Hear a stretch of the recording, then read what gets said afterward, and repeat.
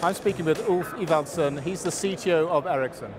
So Ulf, this morning you introduced the concept of Service Provider SDN. Can you just tell us what that is exactly? Well, it's a great new thing in the sense that SDN technology is all here for the cloud development, and the cloud development as such is a very big event coming into the telco side. It's the emerging, if you will, of a couple of industries joining each other. It's the traditional telecoms joining the datacoms industry. And then we need to broaden the definition. So we get into a situation where the control layer separation from the forwarding plane into the operator's network is not only about open flow. It becomes also the opportunity to build a stronger control layer, if you will, which spans over bigger parts of the network, including actually external clouds to the network, expanding into adjacent enterprise cloud industry, for etc., things that the operators already are looking at. If you combine that with the technology development that you have in the OSS/BSS space, which is very much about real-time data analytics, it's about big data, extrapolating a lot of data, creating policies, send back to the network and do things, you can get into a situation where the differentiation between networks can be taken to the next level. And does your version of SDN include also the opening of the network APIs to enable new service creation? Is that part of it? Absolutely, Ray. It is the key part of it, and I would be very careful to say our version of SDN. I think it's an industry term. I think the ICT industry in general need to make their networks the platform for innovation. SDN is a great technology that can really do this. So in this sense, we would like to help the industry to drive SDN as one of the key technologies also for telcos. They're becoming then the service provider SDN. But with the openness, and the openness has been a foundation for our industry since we started. This is about interoperability and openness. Now we're introducing that in the layers that is created by introducing SDN, or cloud technology, if you will.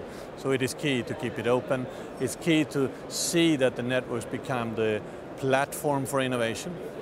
There is a lot of work, and particularly in North America already, to make sure that others, the over-the-tops someone's used if you sit inside the telecom networks, players, and use their innovation power and free some of what the network can really provide. Now, is there a danger? I mean, SDN is still at the very early stage of being understood by the industry.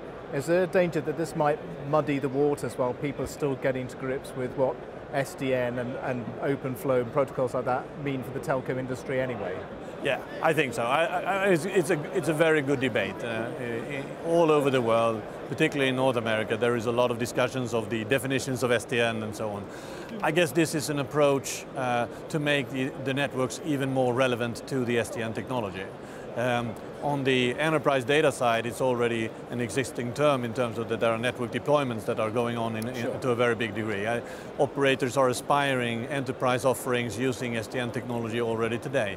If that now can be linked to the other assets of the network, it will just provide a big opportunity. Now also today Ericsson has announced a new development based on the Bel Air acquisition from earlier this year. What does this mean for carrier Wi-Fi?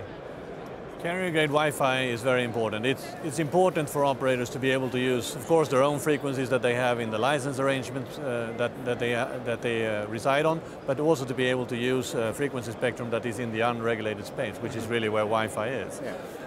In order to make it really carrier-grade, you need, first of all, equipment that is carrier-grade.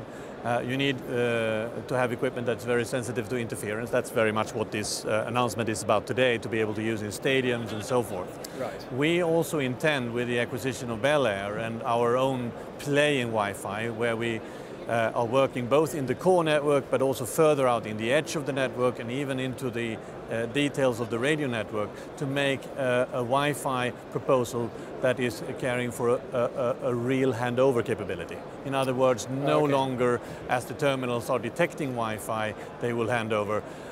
It's when they are, the signal strength and the conditions on the Wi-Fi is good enough, it will go there.